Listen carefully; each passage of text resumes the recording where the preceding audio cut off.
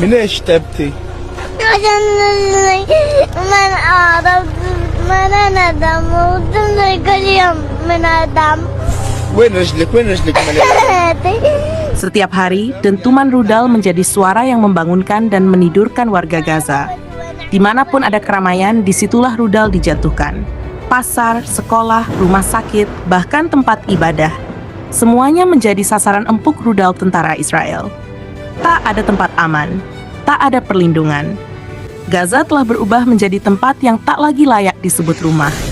Yang tersisa hanyalah puing-puing, reruntuhan, dan tangisan.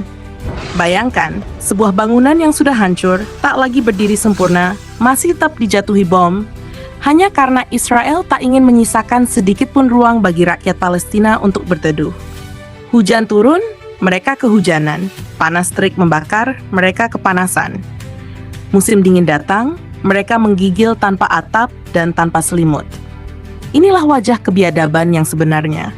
Israel bukan hanya ingin menghancurkan Gaza secara fisik, tapi juga ingin menghapus keberadaan rakyat Palestina dari peta dunia. Perlahan, diam-diam, sedikit demi sedikit, namun pasti. Jika ini disebut perang, maka seharusnya dua pihak saling berhadapan dengan senjata. Tapi apa yang terjadi di Gaza? Rakyat Palestina, yang sebagian besar terdiri dari anak-anak, orang tua, dan perempuan, tak punya senjata, tak punya tentara. Satu-satunya senjata mereka adalah kesabaran dan doa, melawan rudal, peluru, dan kekejaman yang sistematis. Hidup di Gaza hanyalah tentang dua pilihan. Mati karena bom Israel, atau mati perlahan karena kelaparan dan penderitaan yang dibuat oleh Israel. Ribuan, bahkan jutaan warga Palestina telah menjadi korban. Bukan karena mereka bersalah, tapi karena mereka hidup di tanah yang diinginkan oleh bangsa penjajah. Potret kehidupan di Gaza begitu menyayat hati. Tangisan anak-anak yang kelaparan, jeritan para ibu yang kehilangan, dan wajah-wajah lelah yang terus berjuang untuk hidup di tengah keterbatasan yang menyiksa. Di perbatasan Rafah, ratusan truk bantuan dari berbagai negara mengantre setiap hari. Mereka membawa makanan, obat-obatan, dan air bersih.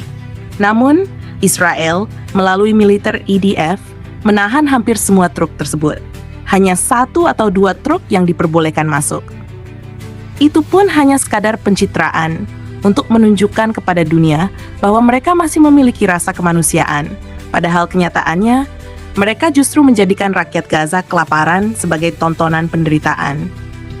Truk-truk yang tertahan itu bahkan dibiarkan berhari-hari hingga makanan membusuk, obat kedaluarsa, dan bantuan menjadi sia-sia. Israel tahu betul apa yang mereka lakukan. Mereka menciptakan kondisi di mana 2 juta warga Gaza harus berebut makanan dari 1 atau 2 truk bantuan. Setiap hari, anak-anak menangis karena tidak mendapat bagian. Keluarga menahan lapar hingga berminggu-minggu. Mereka harus kembali mengantre keesokan harinya, hanya untuk mengulang penderitaan yang sama. Pemandangan seperti itu bagi Israel bukan tragedi. Justru itu adalah taktik. Menjadikan rakyat Gaza sekarat, tersiksa, dan mati perlahan. Itulah strategi genosida yang terus dilakukan secara sistematis. Dan dunia, terlalu banyak yang diam. Kini, semakin banyak pihak yang sadar. Israel bukan bangsa pilihan seperti yang selama ini diklaim. Mereka adalah bangsa yang dalam sejarahnya selalu membangkang, bahkan terhadap para nabi yang diutus langsung oleh Tuhan kepada mereka. Kenapa para nabi diturunkan di tengah bangsa Israel? Karena mereka adalah bangsa yang paling sombong, bebal, dan suka membuat kerusakan. Namun meski Tuhan mengutus nabi demi nabi, mereka tetap membangkang. Mereka membunuh para nabi, menolak kebenaran, dan menyelewengkan kitab suci. Mereka pernah dijanjikan tanah oleh Tuhan, tanah perjanjian. Namun janji itu bersyarat. Tuhan berjanji kepada mereka dengan syarat bahwa mereka akan taat pada ajaran para nabi. Tapi apa yang mereka lakukan? Mereka membangkang, mereka mengingkari, dan mereka menciptakan kerusakan. Maka janji itu dicabut. Taurat pun dirusak oleh tangan-tangan manusia, lalu datanglah Injil melalui Nabi Isa. Namun sekali lagi, mereka tak berubah. Mereka bahkan berkonspirasi untuk menyingkirkan Nabi Isa bersama tentara Romawi. Hingga akhirnya, datanglah kitab penutup Al-Quran yang mengoreksi semua penyimpangan sebelumnya. Jadi tanah Palestina bukanlah milik mereka lagi. Janji itu telah gugur sejak lama. Dan yang berhak atas tanah itu adalah mereka yang mengikuti ajaran para nabi. Mereka yang tetap pada ajaran tauhid, ajaran yang mengesahkan Tuhan. Palestina selama ribuan tahun telah dihuni oleh keturunan-keturunan Ibrahim di jalur Ismail, dan sebagian dari keturunan Bani Israel yang taat, termasuk Yahudi Ortodoks, yang hingga hari ini menolak keras pendirian negara Israel. Mereka tahu, secara ajaran, pendirian negara Israel bertentangan dengan Taurat itu sendiri. Tapi apa yang dilakukan Israel? Mereka datang, merampas tanah, mengusir rakyat, menghancurkan rumah, dan membunuh penduduk asli yang sudah menetap selama ribuan tahun. Semua itu dilakukan dengan alasan janji Tuhan, padahal perjanjian itu sudah tidak berlaku atas mereka. Mereka menodai sejarah, memanipulasi kitab, dan menjadikan agama sebagai alasan untuk menjajah. Kini dunia tahu bahwa bangsa Palestina adalah pewaris sejati dari tanah perjanjian itu. Mereka adalah keturunan Ibrahim yang tetap memegang ajaran tauhid. Merekalah yang tertindas, merekalah yang tetap bersabar, dan merekalah yang menjadi saksi bahwa janji Tuhan tidak bisa dimanipulasi. Israel bukan bangsa pilihan, hanya para nabi dan keturunannya yang taatlah yang disebut sebagai pilihan. Dan para nabi itu berasal dari satu akar Ibrahim, Israel dari Yakub, dan Muhammad dari Ismail. Keduanya saudara, tapi yang satu membangkang, yang satu tetap taat. Dan tanah itu hari ini telah dirampas oleh yang membangkang. Tapi sejarah akan menulis ulang kebenaran. Gaza hari ini adalah saksi. Saksi bahwa yang dizalimi akan mendapatkan haknya. Bahwa kejahatan sebesar apapun tak akan bertahan selamanya. Dunia telah melihat, dunia telah mencatat. Dan suatu hari, semua yang dirampas akan dikembalikan. Semua yang dihancurkan akan dibangun kembali. Dan semua yang tersiksa akan disembuhkan oleh keadilan yang sejati.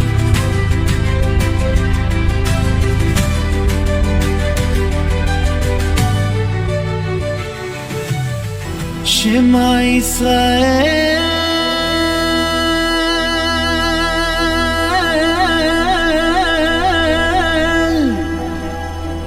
Shema Israel.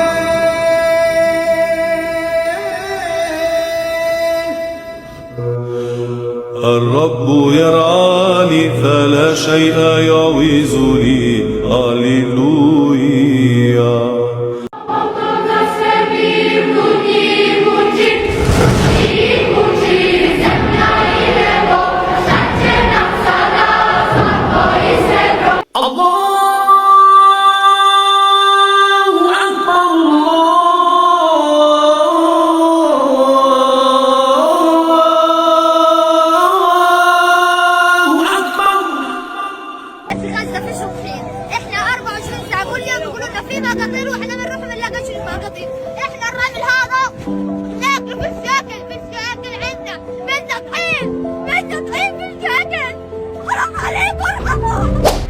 Mereka menipu dunia.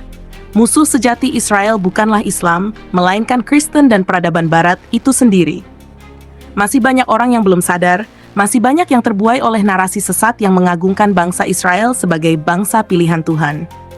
Bahkan jika diperlukan, mereka rela bersujud kepada Israel, termakan oleh doktrin sejarah yang telah lama dimanipulasi. Sebuah kebohongan besar yang terus diwariskan dari generasi ke generasi, melalui pendidikan, gereja, hingga media massa yang dikuasai oleh kepentingan Zionis. Namun, kita harus berani melihat kenyataan dari sudut pandang yang lebih luas. Bahwa sesungguhnya, musuh utama Israel bukanlah umat Islam, melainkan peradaban Barat sendiri, terutama umat Kristiani, yang saat ini masih tertipu oleh narasi palsu yang dibentuk sejak berabad-abad lalu. 1. Bangsa pilihan yang dipelintir sejarah. Konsep bangsa pilihan Tuhan berasal dari teks-teks dalam kitab Taurat. Namun konsep ini sejatinya ditujukan kepada keturunan para nabi yang taat, bukan kepada seluruh etnis Bani Israel. Sayangnya, konsep ini kemudian dipelintir dan dimanipulasi oleh kelompok Zionis untuk membenarkan penjajahan, supremasi ras, serta penguasaan dunia. Bahkan para rabi Yahudi Ortodoks sendiri tidak pernah menyetujui bahwa gelar bangsa pilihan adalah izin untuk menindas bangsa lain. Namun, ketika ideologi Zionisme masuk, semua itu berubah. Konsep tersebut dipakai sebagai alat pembenaran untuk menjajah Palestina, merebut tanah, serta menindas seluruh bangsa yang menolak kekuasaan mereka. 2. Umat Kristen hanya dijadikan alat, bukan sekutu jati. Umat Kristen, khususnya di Amerika dan Eropa, menjadi pendukung utama Israel. Mereka percaya bahwa mendukung Israel berarti menjalankan kehendak Tuhan. Namun mereka lupa atau tidak tahu bahwa dalam ajaran Yahudi ekstrem, umat Kristen justru dipandang hina dan menyimpang. Talmud, teks penting dalam tradisi Yahudi Rabbanik, memuat banyak kutipan yang merendahkan umat non-Yahudi, termasuk umat Kristiani. Bahkan Yesus pun disebut dengan hinaan dalam beberapa versi teks Talmud yang dikaji oleh para akademisi. Dalam sejarah Yahudi Ortodoks, penyembahan terhadap Yesus dianggap sebagai bentuk penyimpangan yang berat. Di Israel sendiri, insiden peludahan terhadap pendeta Kristen, perusakan salib, dan penyerangan terhadap gereja kerap terjadi. The Guardian pada tahun 2023 mencatat adanya lonjakan kekerasan terhadap komunitas Kristen sejak pemerintahan sayap kanan Israel berkuasa. 3. Israel tidak bisa menipu Islam karena Al-Quran terlalu jelas. Umat Islam memiliki Al-Quran sebagai kitab suci yang terjaga keasliannya. Dalam kitab ini, sejarah kelam Bani Israel dijelaskan dengan sangat terang. Salah satunya terdapat dalam surah Al-Maidah ayat 62. Kamu akan melihat kebanyakan dari mereka berlomba-lomba dalam berbuat dosa dan permusuhan serta memakan yang haram. Sungguh amat buruk apa yang mereka kerjakan. Dalam berbagai ayat lainnya, Al-Quran menjelaskan bahwa mereka telah membunuh nabi-nabi, memutarbalikan wahyu, dan menyombongkan diri sebagai bangsa pilihan. Inilah sebabnya mengapa umat Islam sulit ditipu. Israel tidak bisa menembus benteng wahyu karena isi Al-Quran sudah membongkar semua agenda dan manipulasi sejarah mereka. 4. Strategi Israel lumpuhkan Islam lalu hancurkan Kristen. Karena umat Islam sulit dikuasai secara ideologi, maka Islam dijadikan target utama pertama. Ini terbukti dari invasi ke berbagai negara Muslim seperti Irak, Suriah, Afghanistan, dan dukungan terbuka terhadap Islamofobia di Barat. Namun, umat Kristen tidak diserang secara langsung. Mengapa? Karena mereka masih dibutuhkan. Narasi bahwa Israel adalah bangsa pilihan Tuhan masih dipakai untuk menarik simpati dan dukungan politik dari Barat. Tapi ingat, ini hanya strategi sementara. Dalam jangka panjang, ketika kekuatan sudah dikuasai sepenuhnya, umat Kristen pun akan disingkirkan. Bagi Israel ekstrem, hanya bangsa Yahudi yang pantas hidup dan memerintah dunia. 5. Amerika dan Eropa, sekutu sementara yang akan disingkirkan. Banyak yang mengira bahwa Amerika Serikat dan negara-negara Eropa adalah sekutu abadi Israel. Tapi bagi Zionis, Barat hanyalah alat. Tidak ada loyalitas sejati, tidak ada nilai bersama, tidak ada persahabatan tulus. Yang ada hanyalah manfaatan demi mencapai kekuasaan total.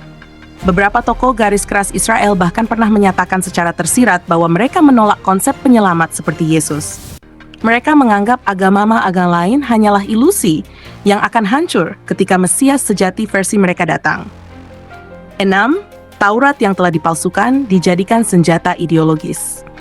Dalam surah Al-Baqarah ayat 79, Allah SWT berfirman, "Maka kecelakaan yang besarlah bagi orang-orang yang menulis Alkitab dengan tangan mereka sendiri, lalu mengatakan, ini dari Allah untuk memperoleh keuntungan yang sedikit."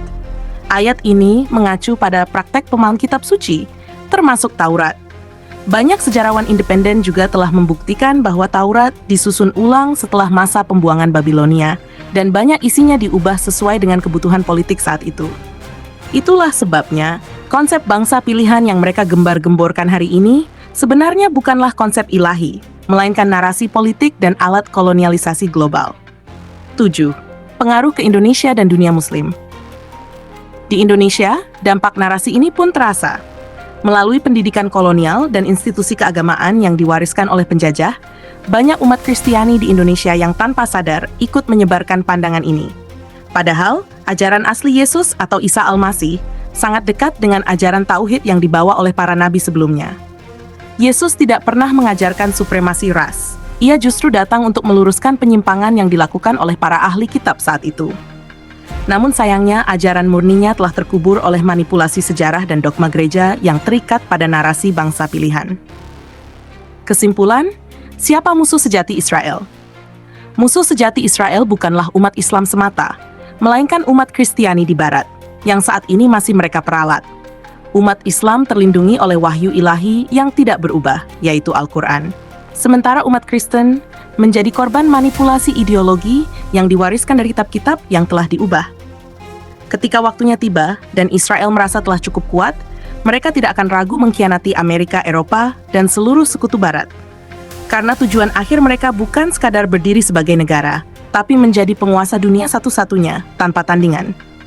Dan ketika itu terjadi, dunia akan sadar bahwa selama ini mereka bukanlah bangsa pilihan, melainkan bangsa penipu sejarah yang telah memperdaya seluruh peradaban. Sebelum meninggalkan tayangan ini, silahkan Anda subscribe channel Yeterial ini agar Anda tetap mendapatkan update berita dalam negeri hingga berita dunia lainnya. By Yeterial.